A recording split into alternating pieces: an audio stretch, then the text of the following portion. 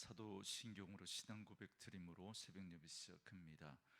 전능하사 천지를 만드신 하나님 아버지를 내가 믿사오며 그 외아들 우리 주 예수 그리스도를 믿사오니 이는 성령으로 잉태하사 동정녀 마리아에게 나시고 본디오 빌라도에게 고난을 받으사 십자가에 못 박혀 죽으시고 장사한 지 사흘 만에 죽은 자 가운데서 다시 살아나시며 하늘에 오르사 전능하신 하나님 우편에 앉아 계시다가 저리로서 산자와 죽은 자를 심판하러 오시리라.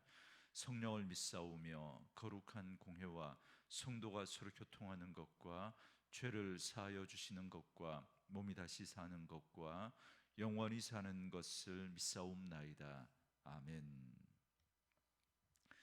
이 아침에 우리에게 주시는 하나님의 말씀은 창세기 29장 21절에서 35절 말씀까지, 창세기 29장 21절에서 35절 말씀까지 말씀 찾으셨으면 한 목소리로 같이 읽습니다.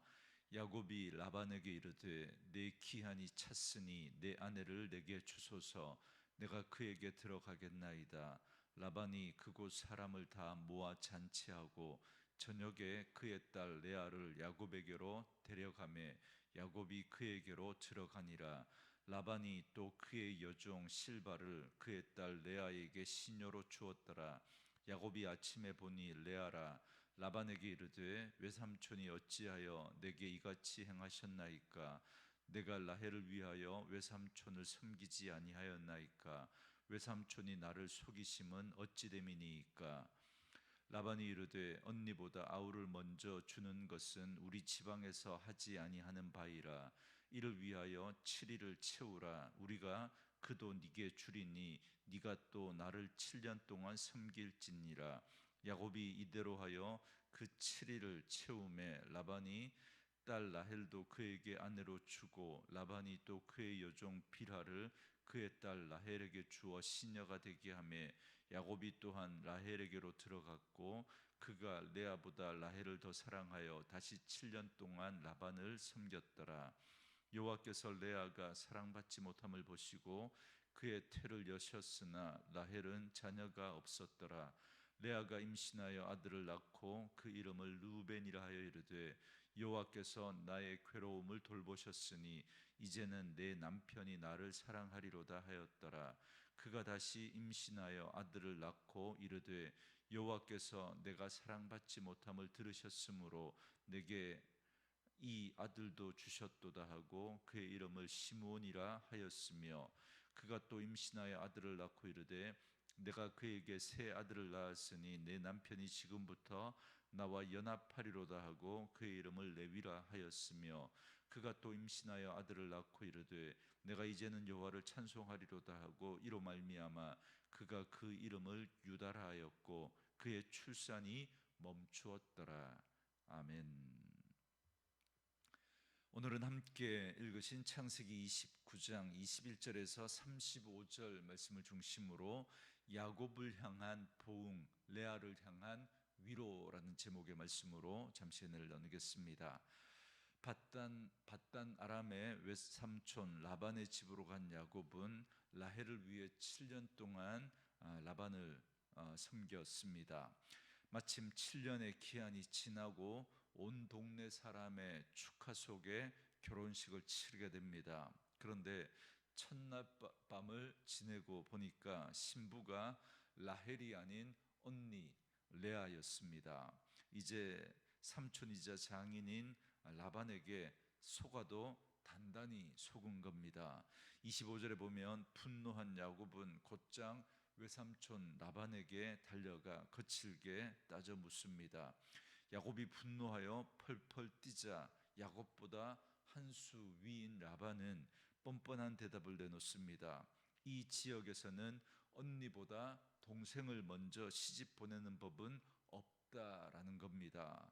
라반은 단지 자기 지역의 관습을 핑계로 댔지만 라반의 이 한마디는 야곱의 과거를 소환하는 비수와도 같았습니다. 과거 야곱이 고향에서 무슨 일을 저질렀습니까? 그리고 왜 외삼촌 집 라반의 이 집까지 오게 됐습니까? 그는 눈이 어두운 아버지를 속이기 위해서 염소털을 손과 목에 두르고 치밀하게 아버지를 속이고 형의 목소리로 변장해서 장자의 축복을 가로챘습니다. 그런데 지금 야곱의 상황은 어떻습니까? 눈이 어두운 아버지를 속였던 그가 이제는 앞을 분간하기 힘든 어두운 밤에 장인에게 속았던 겁니다. 자신이 형을 제치고 장자의 권리를 무단으로 빼앗았는데 이제는 언니가 가진 권리 때문에 자신이 그토록 원하던 동생을 얻을 권리를 빼앗긴 겁니다. 속인 대상, 속인 방법, 빼앗은 명분까지 똑같습니다. 우연이라고 하기에는 너무나 정교한 하나님의 섭리입니다. 그리고 갈라디아서 6장 7절 말씀은 스스로 속이지 말라. 하나님은 업신여김을 받지 아니하시나니 사람이 무엇으로 심든지 그대로 거두리라 라고 준엄하게 말씀하십니다. 하나님은 자비로우셔서 우리의 죄를 용서하시지만 때로는 우리가 저지른 이기적인 죄악이 남에게 얼마나 큰 피눈물을 남겼는지를 깨닫게 하기 위해서 우리를 철저하게 심은 대로 거두는 훈련의 자리로 이끄십니다. 야곱은 사기를 당하고 치를 떨면서 그제야 아버지가 느꼈을 참담함과 자기 형의 마음을 갈기갈기 찢어 놓았던 그 고통을 뼈저리게 느꼈을 겁니다. 결국 야곱은 사랑하는 라헬을 포기할 수 없었기에 라반의 타협안을 받아들여야만 했습니다. 라헬도 아내로 맞이하는 대신에 무려 또 다른 7년을 봉사해야만 했습니다. 그리고 이제 야곱의 가정은 평안한 날이 없게 되었습니다. 한 남편을 두고 두 자매가 평생을 질투하고 경쟁하는 전쟁터가 되어버렸습니다. 이제 자신의 얄팍한 잔꾀만을 믿고 살아온 야곱을 깨뜨리시고자 하나님은 매우 단단한 막대기인 라반을 사용하신 겁니다. 여러분, 이 땅을 살아가면서 전혀 생각하지 못했던 인간관계의 어려움에 빠질 때가 있습니다. 혹은 내 마음대로 되지 않는 막막한 상황 가운데 처할 때가 있습니다. 그때 사실 하나님이 나의 모난 부분을 다듬어 내시는 그런 시간일 수 있다라는 사실을 기억해야 합니다. 그렇게 해서 진짜 하나님의 사람으로 빚어내시는 연단의 시간을 하나님은 우리를 통해 갖게 하시는 겁니다. 하나님은 이 길고 지루한 훈련의 시간을 통해서 속이는 자 야곱을 하나님과 겨루어 이긴 자 이스라엘로 변화시키기 위한 작업을 하고 계셨던 겁니다. 그런데 오늘 속고 속이는 막장 드라마와 같은 이야기 뒤에 숨어있는 아무도 주목하지 않는 상처받은 영혼 하나를 발견하게 됩니다. 바로 레아입니다.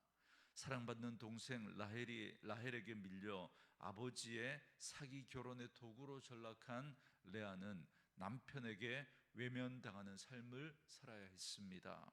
명색이 첫째 부인이지만 그녀의 자리는 언제나 찬바람이 불었습니다.